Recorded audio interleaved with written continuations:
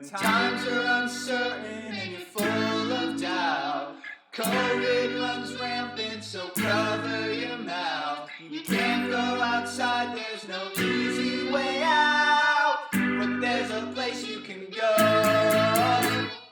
Next to a train, no take cluster. Next to a train, no take cluster. Next to a train, go, go, go.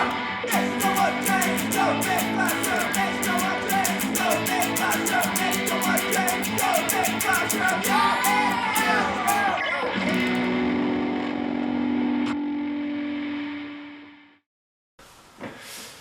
My intercultural friends, welcome. Alright, so here's what I'm gonna do, and you may be watching this after we've already met in person. I think you will be.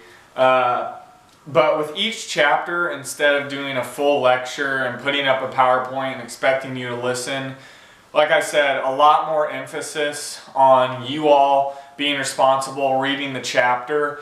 And then I'm going to cover a few things with each chapter that I found to be really interesting. Things that when I form that final, which will now be online, which makes it probably a little bit easier this time around for you all. Things that will probably pop up on that final. That's just kind of how my mind works. The things that stick out to me, those feel important. Those feel applicable to real life. So that's what I've done with chapter 7. And I have a few things here. The third one's longer because it covers the 7 forms of nonverbal communication. And you'll find those in the chapter. But I just want to go through these 3 things. And then from here, after watching this video, reading the chapter, we'll see what we're going to do on Thursdays, because it's kind of hard to do activities, but we can still do discussions, and I can bring discussion questions. So we'll figure it out. That's all this. The rest of the semester is about adapting, and I know that can be hard, but that's what we're going to do. So here we go. Thing number 1 that stood out. 65% of the meaning of a message is inferred through nonverbal communication channels. Okay? So 65% of meaning, when we hear and see a message, 65% is through nonverbals. And you could probably guess, maybe sometimes it's even more, or it feels like it's more. And this isn't only gestures, eye contact, facial expressions. Those are the non-linguistic things. But also, there's some linguistic things like tone of voice, the pitch of your voice, and the volume of your voice. Right? That's going to change the meaning of your message. So I thought that was interesting. 65% of meaning. Okay, that's the first thing. The second thing is that nonverbal cues are actually the markers of our identities. Okay, so I want you to think about that. The way we dress, the way we talk, and I'm taking this from the book now, tell us something about who we are and how we want to be viewed. So why am I wearing this, right, in the videos? Well, it's kind of a joke, right, that I'm dressing nicer on video than I do in class. But maybe I want to be viewed as a professional. Maybe I want to be taken really seriously, so I wear this. And nonverbal communication, it really embodies the rich and nuanced meanings of a culture.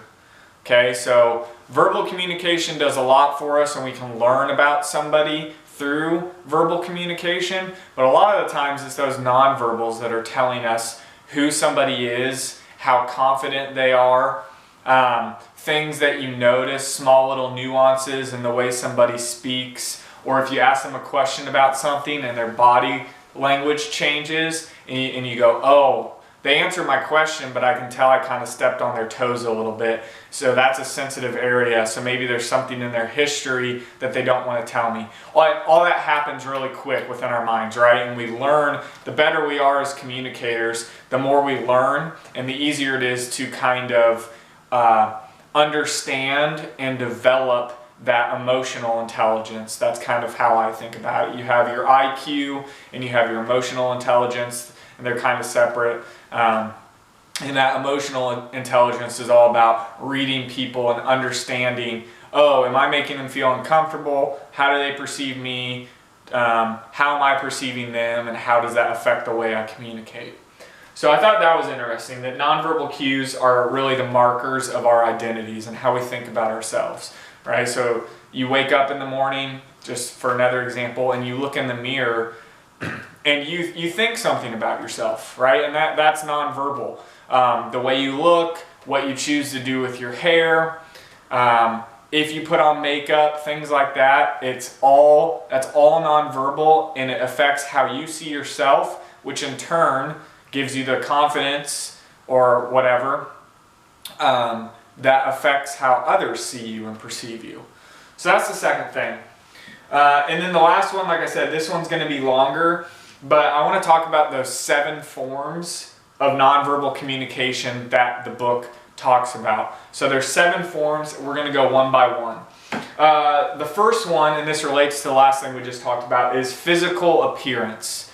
Okay, so we all generally display artifacts, and the book talks about artifacts. Those are ornaments or adornments we use to communicate just by wearing something. All right, and that can be tattoos. That can be a doctor's coat. That says something to you. You trust them when you see that white coat more than you maybe trust a nurse in scrubs, for instance. Dressing up nice. Wearing designer brands. You're communicating something. Hey, I'm rich, I have the money. And that either draws you into somebody and you go, oh, they have money, or oh, that's really cool that they're wearing the new Supreme hoodie, or the new, oh, they're wearing Gucci, so that must mean they're rich, and that's interesting, right? And maybe that's more subconscious. But we often come to quick conclusions based on that physical appearance. So we see somebody in a certain type of hat, or we see a guy with baggy pants and a wife beater, and you instantly start thinking things about, well, maybe he doesn't care about his appearance, or just odd things based on our experience. Okay, so. And then we choose to wear certain things too. So again, I wear the suit for a certain reason, or I wear dress shoes to work for a certain reason. I have all these tattoos for a certain reason. Now, do I necessarily want these to communicate something? Maybe not. Maybe I'm not thinking about that. But they do communicate something to others. You can't stop that. So somebody who doesn't like tattoos, if they see me in a short sleeve shirt and they can see all my tattoos, they're going to make assumptions about me. And that can't be stopped. I've chosen to put these on my body. They communicate something. So that's the first type of nonverbal communication, physical appearance. Second thing, paralanguage. What's paralanguage? Sounds and tones we use in conversation and speech behavior that accompany the message. So this is how something is said, not what is said. All right, so accent, pitch range, pitch intensity, volume, articulation, and rate. So if you've been in my public speaking class or a public speaking class, you probably recognize some of those. Accent, pitch range, pitch intensity, the volume of your voice, how articulate you are. That can affect how you see somebody, if you see them as intelligent or not, for example. And then rate, how fast somebody's speaking. So are they really nervous and they're talking really, really fast because they're nervous? Or are they talking really slow? And that communicates to you that maybe they're thinking hard, or they're bored, or they don't care. Okay, so we interpret them in different ways. And a good example of this is our next door neighbors over here. They're a bunch of older refugee guys, and they're from the Middle East and Somalia, and so they speak like Arabic and Somali, and a lot of the time when they get excited, they start speaking really loud. And to me, when I hear somebody yelling, I think anger, but that's not what it is. And the book talks about that too, like in Middle Eastern cultures, if you see two Arabic men having a conversation and they're talking really, really loud, it seems like they're yelling at each other. They probably aren't. That's just when they get excited about something, that's how they choose to express it. They get really loud And as Americans, we're used to seeing that as confrontation. Also, with like pitch range and things like that, think of a sentence and then put the inflection on a different word in that sentence. So a good example is, you're going to that party. I didn't even say it like a question on purpose, but so you can put the inflection on a different word in that sentence. You're going to that party, right? That says something different than you're going to that party. Different. Same sentence, the inflection's different. So the first example, you're going to that party, it's like, oh, I can't believe you're invited. Whereas the second example, you're going to that party, is like you had the choice between party A and party B and you're going to that one. It's just crazy how much inflection can do on a sentence, how much it can change it. So that's paralanguage. Third thing, facial expressions, all right? So kinesics is another way of saying that, and that's the study of posture, body movement, gestures, and facial expressions. So we're just going to talk about facial expressions. There's an acronym in the book called SADFISH, okay, and that's basically the 7 most basic facial expressions that we can show. So SADFISH, sadness, anger, disgust, fear, interest, surprise, happiness. So we learn how to show those, but that changes based on cultural display rules from culture to culture. And the book talks about that, where in Japanese culture, it's almost rude, it's not correct to show how you're really feeling on your face. So you'll see that as Japanese boys and girls grow up, they learn that, and they aren't as expressive as, say, like an Italian or somebody who grew up in Mexico, because the cultures are so different. So yeah, we learn those rules that dictate how we manage our emotions. Also think about emojis have helped us, so think about like texting. But in order to show that we're joking or using sarcasm, we use our face a lot, and we can read that in others. So that's easier face-to-face or on video than over text. And the book talks about that, and I thought that was kind of interesting. Like, emojis can help and are helping, but it's a lot harder. You can't use that humor as much if you aren't face-to-face. So we learn how to display those. And in America, I'd say, I want you all to think about that too. Like, is it appropriate always to show how you're feeling on your face? Can you help it? I know there's certain situations where you feel like you shouldn't show how you're really feeling on your face. And then maybe like when you hang out with different groups, it's free game. You can kind of be more emotive with your face. Facial expressions, that's number 3. Number 4, gestures, okay? We don't use them, as I'm talking with my hands, we don't use them as much in our culture as like Italian culture, for example. We do talk with our hands a lot, but comparatively, we probably land somewhere in the middle. And there's 4 types of gestures, okay? First type is emblems, and those are gestures that substitute words and phrases.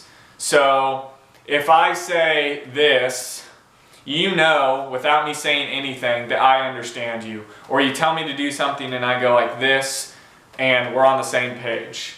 You also probably know that in other cultures, this does not mean that. And you can look up what it means. But in our culture, this is okay. In other cultures, it's not. Same thing if somebody gets really angry at you on the road. Okay, I'm holding up the fake one, but you know what I mean. And that substitutes words. We know what that means, and it's not very nice. So that's emblems. Illustrators, they literally illustrate the verbal message and they go along with it. So, I love you, this goes along with the message, okay, because I'm making a heart with my hands. Then there's regulators. Those control or regulate the pace and flow of conversation. So if you and I are talking and I want you to continue, I'm going to start nodding my head. That's a nonverbal that tells you he understands me, he wants me to keep going. Or conversely, if I don't understand you and I start to look kind of confused and maybe tilt my head a bit like a dog who hears a high-pitched noise, right? You may slow down and ask me, hey, is something wrong? Or do I need to repeat something, right? So I'm telling you without interrupting you that you can keep going or you need to slow down. Those are regulators. Fourth one, adapters. These fulfill some psychological or physical need. So think about anything. If you're thinking really hard, maybe you do this. Okay, not only does that tell other people that you're thinking hard, but that could actually help you if you do it enough. When we cough or sneeze, hopefully we're going here, not here. If we have an itch, we do it. Like right now, I have to put my hair behind my ears because it's getting in my face. So those are adapters. We're adapting to a certain situation using our nonverbals. And that can show a message to somebody. Like if you're playing with your pen, maybe that helps you concentrate, but somebody could view it as you don't care what they're saying. Even though it's to you, you aren't thinking about it. Okay, fifth thing, that was gestures. Now we're going to talk about haptics. So this is haptics, that's kind of the study of the perceptions of touch behavior. So think about touching in the United States. We've talked about this before. I probably wouldn't hold hands with my best friend walking down the street, although my buddy Jake always tries to do it to me and I think it's hilarious. Like if we're walking in Kansas City and he'll grab my hand. And, you know, it doesn't like bother me, but we don't do it seriously, right? We don't seriously hold hands and walk down the street. Whereas in other cultures, you may see that. There are high contact and low contact cultures. And they say we land somewhere in the middle. So Latin America would be a high contact culture, or Italian, that'd be a high contact culture. And Japanese would be a low contact culture. So think about various cultures and how they show affection, how comfortable they feel with physical touch, and you can probably guess where certain cultures land. Sixth thing, we're almost there, is boundary regulation. Boundary regulation, okay? And this is all about claiming and marking our territory, okay? And I think this is interesting. So we have interpersonal boundaries, environmental boundaries, psychological boundaries, and temporal regulation. So our interpersonal boundaries, those are it's like the study of proxemics. So if you're talking to me after class and I move 6 inches within your face, you will probably feel very uncomfortable. Some cultures would not feel uncomfortable with that. But you have certain zones, the book lays them out. You probably stand a little further away from a stranger when you talk than you would somebody you know, than you would your significant other. There's different zones to that. And of course it changes from culture to culture. Then environmental boundaries. This deals with claimed space. So when you walk into class, if somebody's sitting in your seat, we don't have assigned seats, how would that make you feel? Think about that. That varies from culture to culture. Or another good thing to think about, like right now, I'm in our house that has 3 bedrooms, 2 baths. And right now, 2 of us live here. And it's funny because when we drove by weeks ago, when I drove by with my buddy Steven, he goes, all that space, you and your wife are going to move there, you know, with all that space? And I said, yeah. Hey, it's editing Max. It's me. So my camera cut off there, and I don't really know why, so kind of bummed, but luckily it didn't cut off too much, so I'm just going to fill it in via this, because I already took off the suit jacket. It's just a lot of work. So I was talking about environmental space and how I was driving by with my buddy Steven, and he thought, 3 bed, 2 bath just for 2 people. Okay, it's kind of a lot of space because he's used to living in a home that's probably, if I had to guess, I've been over there a couple times, maybe like 3 bed, 2 bath like ours, or maybe 4 bed. and he has like 8 brothers and sisters. So in the United States, we really like to have our space and to be in control of our space, and we like to have a lot of space. We also like our homes to be unique. So when people come over, it's like really cool if we have all this unique stuff, art on the walls, or, oh, we installed these shelves and all these things to show off. Whereas in more collectivistic cultures, they, I should say, want their homes to feel very welcoming and familiar to visitors from the outside. So that's a pretty big difference. And then, so that's environmental boundaries. And then you have psychological boundaries. And that's how you feel psychologically when you're in crowded spaces. So does that cause anxiety? If you're in a movie theater and somebody decides to sit in the same row as you, even though all the other rows are full, how does that make you feel? Because technically we aren't worried about proxemics with this. Like, they aren't invading our space, but it still makes us feel maybe a bit uncomfortable or odd. And that changes from culture to culture or from individual to individual. And then feng shui is another part of this for psychological. And that's how you feel, how your mind feels in a certain space. And you can even go to college for feng shui. You can get a feng shui degree. Pretty interesting. Maybe that's a career field some of you would want to look into. And this just means, like, what can we do, or what do we do to make a space feel more comfortable? So we have this like cheap IKEA lamp over here, and I like it. There's no reason that I like it. It's a pretty cheap lamp, but at night, when that's the only thing on and we're watching TV, the room feels comfy. That's feng shui. So we all do certain things, whether it's like a lamp or hanging Christmas lights up in our room, things like that. So those are all the boundary regulations. And then number 7 for forms of nonverbal communication is regulating time. And I think, again, the camera cut off, so I'm just going to put this in here. So there's monochronic and polychronic cultures. Monochronic really stick to schedules. We like having a schedule. We like being on time. Polychronic kind of think the opposite. Schedules are a lot more flexible. Maybe there is no schedule, and people are more important than schedules.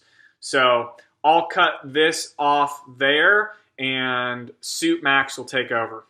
There's monochronic and polychronic cultures. Monochronic, think about individualistic cultures. Polychronic, think about collectivistic. All right, so in an individualistic culture like ours, yours and mine, how important are schedules? How important is being on time? How important is sticking to your schedule to you? Probably pretty high. Collectivistic cultures, polychronic time, schedule, there may not even be one. It's way more go with the flow. People matter more. So if you're in the middle of something and you're a polychronic type person, you're in the middle of something that is important to you, but your friend knocks on your front door and says, hey, I need to talk, you would not send them away. You'd say, come in. And you aren't worried about it taking 10 minutes, 45 minutes, 2 hours, because you know eventually you'll get back to that task, but it doesn't have to be today, it doesn't even have to be tomorrow. That's the difference. So think about that. What's important to you and what's important to our culture, and you can guess kind of how we treat time versus how a collectivistic culture treats time. The way you treat time, okay, is a form of nonverbal communication because it communicates something to that other person. So if you show up 5 minutes late in a polychronic culture, that's no big deal. Monochronic, you're kind of like, hey, you're a little late. 10 minutes late. Wow, you're late. 20 minutes late. Seriously, an hour late. You don't even stay. You leave by then, right? So it's different. And one last thing about monochronic and polychronic. Monochronic, you have a vacation coming up. You know exactly what you're going to do on each day. Kind of like how my dad planned our last trip with Emily. He's like, this day we're going to do this, and if it rains, we'll do this, and everything's planned. Whereas polychronic is, let's drive to Oklahoma, that's where we went, and just figure out what we're going to do when we get there. Okay? And maybe that causes anxiety if you're involved in a more monochronic culture. Polychronic, they're like, let's do this thing. So depending on how you feel about time, that can change.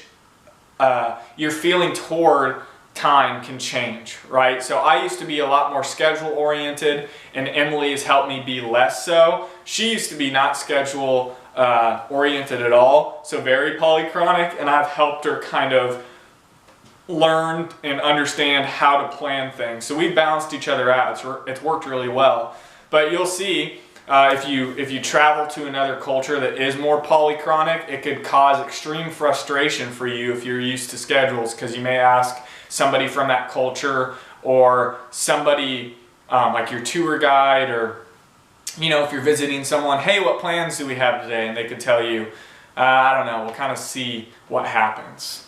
So those are the 3 things I wanted to cover. Remember, the 65% of meaning, nonverbal cues are markers of our identities, and then the 7 forms of nonverbal communication.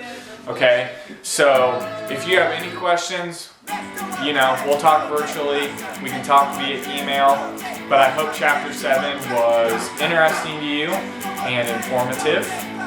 And until next time, stay safe, be well. Woodring out.